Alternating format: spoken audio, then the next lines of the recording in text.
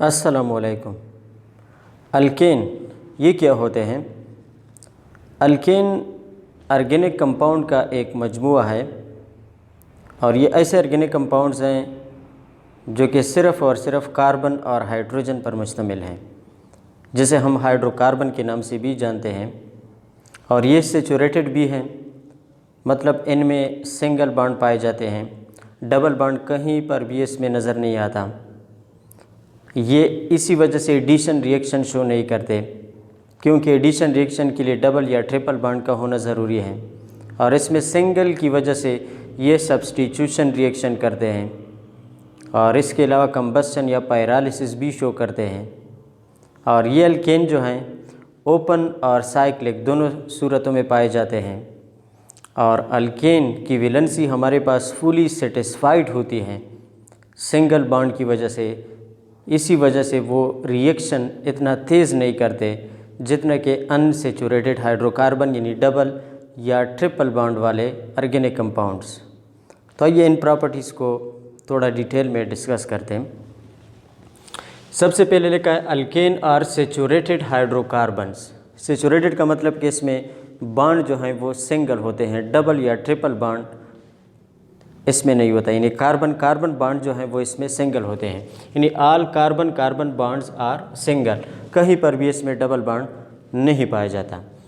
इसके अलावा जब ये रिएक्शन करते हैं they undergo substitution reaction. Substitution reaction में इस तरह होता है कि एक एटम आता है और दूसरा एटम निकल जाता है। यानी मिसाल के तौर पर ये CH4 एक अल्केन है, क्लोरीन के साथ जब ये लाइट की मौजूदगी में रिएक्शन करता है तो यहाँ मीथेन से एक हाइड्रोजन निकलता है और उसकी जगह क्लोरीन आता है, और वो हाइड्रोजन दूसरे क्लोरीन के साथ HCl बनाता है। तो यहाँ से एक हाइड्रोजन निकल गया, उसकी जगह क्लोरीन आया, यानी एक एटम निकल जाता है दूसरा आता है, तो ये सब्स्टिट्यूशन रिएक्शन होगा।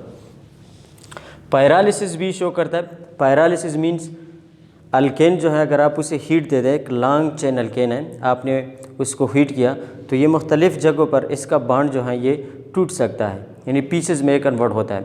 तो ये पायरालिसिस कहलाता है। पायरालिसिस मीन हीटिंग आप देते हैं ऑर्गेनिक कंपाउंड को, मसलन अल्केन है, फायर देते हैं, पायरो का मतलब फायर, तो इसकी वजह से वो टुकड़ों में बढ़ जाता है, तो ये पायरालिसिस है। और इसके अलावा कंबस्शन भी करता है। कंबस्शन मीन ऑक्सीजन की मौजूदगी में ये जल सकता है, कार्बन डाइऑक्साइड या कार्बन मोनोऑक्साइड या कार्बन प्लस वाटर में कन्वर्ट होगा और इससे एनर्जी रिलीज़ होगी। ये रिएक्शन हम आगे इंशाल्लाह फिर डिटेल में डिस्कस कर रहे हैं। इसके अलावा अल्केन जो है कार्बन 1 से लेकर कार्बन 4 तक, यानी जो मीथेन, ईथेन, प्रोपेन और ब्यूटेन हैं, ये गैसेस हैं। इसके बाद जो है C5 से लेकर C17 तक, यानी 5 कार्बन वाला अल्केन, 6 वाला, 7 वाला, अप टू 17, ये सारे लिक्विड्स। और C18 यानी कार्बन 18 से अनवर्ड, यानी इसके बाद जितनी भी आ रहे हैं वो हमारे पास सॉलिड होते हैं, क्योंकि जो मास इंक्रीज़ होता है तो इसमें फोर्सेस जो हैं वो बढ़ जाते हैं। तो इसी फोर्सेस की वजह से गैस लिक्विड में, मज़ीद फोर्सेस बढ़ जाने की वजह से लिक्विड जो है वो सॉलिड में कन्वर्ट होता है, क्योंकि फोर्सेस मास या साइज़ पर डिपेंड करते हैं। और जो कार्बन नंबर इंक्रीज़ होता है तो साइज़ या मास इंक्रीज़ होने की वजह से फोर्सेस इंक्रीज़ होते हैं और ये लिक्विड और आखिरकार सॉलिड में तब्दील होते हैं। इसके अलावा अल्केन जो है ये ओपन हो सकते हैं और साइक्लिक।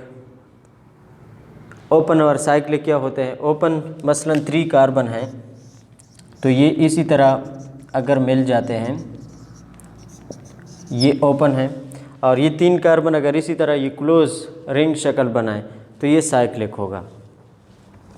इसके अलावा अल्केन जो है नेवर या do not show addition reaction. ये एडिशन रिएक्शन कभी शो नहीं करते, क्योंकि एडिशन रिएक्शन के लिए डबल बॉन्ड का होना ज़रूरी है। एडिशन रिएक्शन में इस तरह होता है कि एटम्स आते हैं, उसी मालिक्यूल के साथ अटैच होते हैं और उसी मालिक्यूल से कोई निकलता नहीं है। मिसाल के तौर पर यहाँ पर ये डबल बॉन्ड है, तो इसी डबल बॉन्ड में अगर आप हाइड्रोजन ऐड करते हैं तो यहाँ पर हमारे पास सिर्फ 4 हाइड्रोजन थे, अब 6 हो गए, यानी 2 इजाफी और हाइड्रोजन इसमें आ गए, तो ये एडिशन रिएक्शन कहलाता है।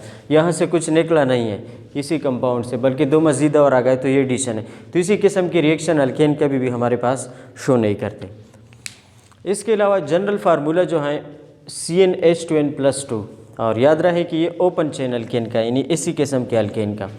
और n यहाँ क्या है, n number of carbon atom को ज़ाहिर करता है। तो मसलन n आपके साथ 1 है तो ये C1 बन जाएगा। 2 मल्टीप्लाइड बाई n आपके साथ 1 है, 2 + 2 यानी 4। तो आपके साथ एक कार्बन के लिए 4 हाइड्रोजन होने चाहिए, तब ये अल्केन होगा। या n अगर 2 है तो N2 यहाँ पर कार्बन 2 मल्टीप्लाइड बाई N2 है, 4 + 2 आपके साथ 6। तो ये एक और अल्केन है। लेकिन जो साइक्लिक है हमारे पास उसके लिए ये वाला फार्मूला यूज़ करें, CnH2n। बाद में +2 जो है जो कि यहाँ पर था, यहाँ पर वो साइक्लिक की सूरत में नहीं है। तो मिसाल के तौर पर 3 कार्बन है, और ये भी जहन में रखें कि साइक्लिक जो है ये 3 कार्बन से स्टार्ट लेते हैं और ओपन जो है ये फर्स्ट कार्बन यानी 1 कार्बन से स्टार्ट लेते हैं, क्योंकि 2 कार्बन में साइक्लिक बनता नहीं है।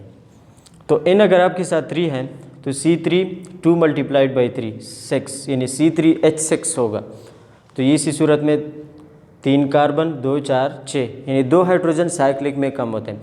वो साइक्लिक में इसलिए कम होते हैं क्योंकि मसलन ये फर्स्ट कार्बन है, ये लास्ट कार्बन है, तो फर्स्ट और लास्ट आपस में बॉन्ड बनाते हैं, जबकि ओपन में इस तरह नहीं होता। ये कार्बन इसी के साथ बॉन्ड नहीं बना रहा, अगर ये इसी के साथ बॉन्ड बनाए तो हाइड्रोजन जो है ये आपने निकालना होगा, तब जाके वैलेंसी जो है ये इजाफी नहीं हो सकती। इसके अलावा melting and boiling point increases with carbon atom, यानी जो आपके साथ कार्बन एटम जो है ये इंक्रीज़ हो रहा है तो मेल्टिंग बॉइलिंग पॉइंट भी इंक्रीज़ होता है। यानी मीथेन है, यहाँ पर ये 2 कार्बन है, 3 कार्बन वाला, 4 वाला, 5 वाला, जो कार्बन इंक्रीज़ होता है फोर्सेस इंक्रीज़ होते हैं, मास चूँकि इंक्रीज़ हो रहा है या साइज़ इंक्रीज़ हो रहा है, तो इसकी वजह से मेल्टिंग बॉइलिंग पॉइंट जो है ये हमारे पास इंक्रीज़ होता है। या इसी सूरत में जनरली आपको पता होगा गैस से लिक्विड का मेल्टिंग बॉइलिंग पॉइंट ज़्यादा होता है और लिक्विड से सॉलिड का, क्योंकि सॉलिड में सबसे ज़्यादा फोर्सेस होते हैं और गैसेस में ना होने के बराबर फोर्सेस होते हैं। इसके अलावा अगर इनकी रिएक्टिविटी हम देखें ओपन और साइक्लिक की, तो cyclic are more reactive than open chain alkane. यानी ये 3 कार्बन वाला है प्रोपेन और ये 3 कार्बन वाला साइक्लोप्रोपेन, तो इसमें ये वाला मोर रिएक्टिव होगा, क्योंकि यहाँ पर अगर ये बॉन्ड ये कार्बन इसी कार्बन के साथ बॉन्ड बना रहा है तो ये इसी साइड में क्या होगा, ट्विस्ट होगा।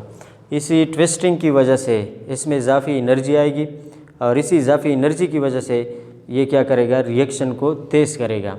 या दूसरे लफ्ज़ों में यहाँ पर ये जो कार्बन है इसमें sp3 हाइब्रिडाइजेशन है, तो sp3 हाइब्रिडाइजेशन के केस में 109.5 डिग्री एंगल होती है, जबकि यहाँ पर एंगल जो हैं ये सारे हमारे पास 60 के बराबर हैं। तो कितना फ़र्क हुआ, 109 और 60 49.5, यानी ये बॉन्ड जो है इसी डायरेक्शन में बेंड हो चुके हैं। तो इसी बेंडिंग की वजह से इसमें इजाफी एनर्जी आ चुकी है जिसे हम एंगल स्ट्रेन कहते हैं, और आगे इंशाल्लाह इस पर हम लेक्चर भी करेंगे, डिटेल में बताएंगे। तो इसी एंगल स्ट्रेन की वजह से साइक्लिक जो है ये मोर रिएक्टिव होगा। जितना ये ज़्यादा बेंड होगा, जितनी एंगल स्ट्रेन ज़्यादा होगी, उतना वो आपके साथ मोर रिएक्टिव होगा। इसके अलावा अल्केन का एक दूसरा नाम है, they are also called paraffin. Paraffin का मतलब होता है लेटल एफिनिटी, मतलब ये रिएक्शन के लिए इतनी जद्दोजहद नहीं करते, कोशिश नहीं करते, क्योंकि अल्केन के पास सारे सिंगल बॉन्ड मौजूद हैं, मजबूत बॉन्ड है, स्ट्रांग बॉन्ड है, वैलेंसी इनकी फुली सेटिस्फाइड है। तो इसी फुली सेटिस्फाइड वैलेंसी की वजह से ये नहीं चाहते कि दूसरे एटम्स के साथ बॉन्ड बनाएं, ऑलरेडी सेटिस्फाइड हैं ये। तो इसी वजह से रिएक्शन ये स्लो करते हैं, या रिएक्शन की तरफ इनका रुझान लेटल होता है, एफिनिटी या चाहत इनकी कम होती है, इसी वजह से ये स्लो रिएक्शन करते हैं। इसके अलावा कुछ और प्रॉपर्टीज़ भी हैं। अल्केन जो कार्बन एटम इंक्रीज़ होता है, कार्बन 1 से 2 3 4 की तरफ हमारे होते हैं, तो विस्कासिटी जो है ये भी हमारे पास बढ़ जाती है। विस्कासिटी गैस के फ़्लो के लिए जो रेजिस्टेंस पैदा होती है उसे हम विस्कासिटी कहते हैं। यानी लिक्विड अगर आप ले लें, एक वाटर है और एक हनी है, तो हनी स्लोली फ़्लो करता है क्योंकि उसमें इंटरनल फोर्सेस ज़्यादा हैं, तो इंटरनल फोर्सेस की वजह से इनकी फ़्लो कम होगी, जिसे हम कहते हैं विस्कासिटी। तो कार्बन 1 से जो हम ऊपर जाते हैं, मैंने पहले बताया कि फोर्सेस इंक्रीज़ होते हैं, तो फोर्सेस इंक्रीज़ होने की वजह से मॉलिक्यूल के लिए मुश्किल होगा आगे दूसरे मॉलिक्यूल को क्रॉस करना या आगे निकल जाने में, तो इसी वजह से विस्कासिटी इनकी इंक्रीज़ होगी। इसके अलावा स्पेसिफिक ग्रेविटी वो भी नीचे इंक्रीज़ होती है। स्पेसिफिक ग्रेविटी जो है ये हमारे पास बराबर होती है, specific gravity is equal to density of substance divided by density of water at 4 degree centigrade. यानी एक सब्सटेंस है, उसकी जितनी डेंसिटी है वो लेके डिवाइडेड बाय वाटर की जितनी डेंसिटी है 4 डिग्री सेंटीग्रेड पर, तो इसे इस पर डिवाइड कर ले, स्पेसिफिक ग्रेविटी होगी।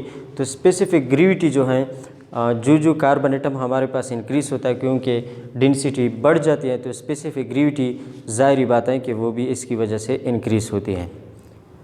आगे हम इंशाल्लाह इसके जो नोमेनक्लेचर्स आ रहे हैं उसके मतलब बात करेंगे, या जो रिएक्शंस हैं उसके मतलब भी बात होगी। आज तक इतना ही। अपना ख्याल रखिएगा। मुझे इजाज़त दीजिए। अल्लाह हाफिज़।